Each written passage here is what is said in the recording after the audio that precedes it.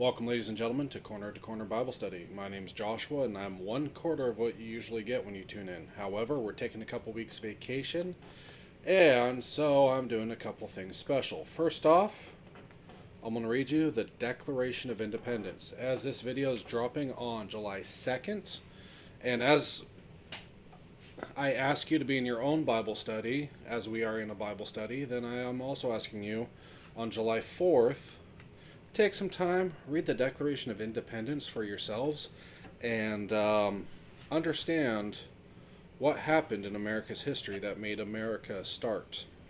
So here we are. We are reading the Declaration of Independence of the United States of America in Congress, July 4th, 1776. The unanimous Declaration of the 13 United States of America.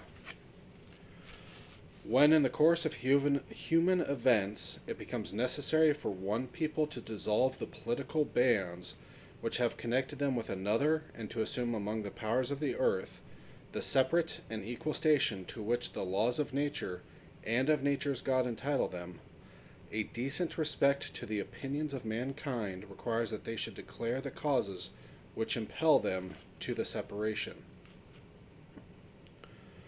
We hold these truths to be self-evident, that all men are created equal, that they are endowed by their Creator with certain inalienable rights, that among these are life, liberty, and the pursuit of happiness, that to secure these rights, governments are instituted among men, deriving their just powers from the consent of the governed, that whenever any form of government becomes destructive of these ends, it is the right of the people to alter or to abolish it, and to institute new government, laying its foundations on such principles and organizing its powers in such form as to them shall seem most likely to affect their safety, happiness.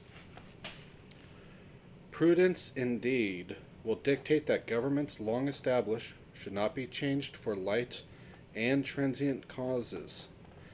And accordingly, all experience hath shown that mankind are more disposed to suffer, while evils are sufferable, than to right themselves by abolishing the forms to which they are accustomed. But when a long train of abuses and usurpations, pursuing invariably the same object, evinces a design to reduce them under absolute despotism, it is their right, it is their duty to throw off such governments, and to provide new guards for their future security. Such has been the patient sufferance of these colonies, and such is now the necessity which constrains them to alter their former systems of government. The history of the present King of Great Britain is a history of repeated injuries and usurpations, all having in direct object the establishment of an absolute tyranny over these states. To prove this, let facts be submitted to a candid world. He has refused his assent to laws the most wholesome and necessary for the public good. He has forbidden his governors to pass laws of immediate and pressing importance, unless suspended in their operation till his assent should be obtained, and when so suspended, he has utterly neglected to attend to them. He has refused to pass other laws for the accommodation of large districts of people, unless those people would relinquish the right of representation in the legislature, a right inestimable to them and formidable to tyrants only. He has called together legislative bodies at places unusual, uncomfortable, and distant from the depository of their public records, for the sole purpose of fatiguing them into compliance with his measures. He has dissolved representative houses repeatedly for opposing with manly firmness his invasions on the rights of the people. He has refused for a long time after such dissolutions to cause others to be elected, whereby the legislative powers, incapable of annihilation, have returned to the people at large for their exercise, the state remaining in the meantime exposed to all the dangers of invasions from without and convulsions within. He has endeavored to prevent the population of these states, for that purpose obstructing the laws for naturalization of foreigners, refusing to pass others to encourage their migrations hither, and raising the conditions of new appropriations of lands. He has obstructed the administration of justice by refusing his assent to laws for establishing judiciary powers. He has made judges dependent on his will alone for the tenure of their offices and the amount and payment of their salaries. He has erected a multitude of new offices and sent hither swarms of officers to harass our people and eat out of their substance. He has kept among us, in times of peace, standing armies without the consent of our legislatures. He has affected to render the military independent of and superior to the civil power. He has combined with others to subject us to a jurisdiction foreign to our Constitution and unacknowledged by our laws, giving his assent to their acts of pretended legislation. For quartering large bodies of armed troops among us. For protecting them by a mock trial from punishment for any murders which they should commit on the inhabitants of these states. For cutting off our trade with all parts of the world. For imposing taxes on us without our consent. For depriving us in many cases of the benefits of trial by jury. For transporting us beyond seas to be tried for pretended offenses. For abolishing the free system of English laws in a neighboring province, establishing therein an arbitrary government, and enlarging its boundaries so as to render at once an example and fit instrument for introducing the same absolute rule into these colonies. For taking away our charters, abolishing our most valuable laws, and altering fundamentally the forms of our governments. For suspending our own legislatures, and declaring themselves invested with power to legislate for us in all cases whatsoever. He has abdicated government here by declaring us out of his protection and waging war against us. He has plundered our seas, ravaged our coasts, burnt our towns, and destroyed the lives of our people.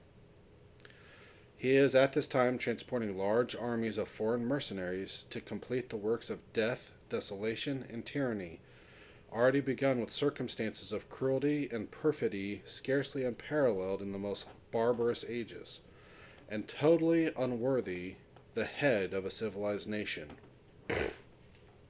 He has constrained our fellow citizens, taken captive on the high seas, to bear arms against their country, to become the executioners of their friends and brethren, or to fall themselves by their hands.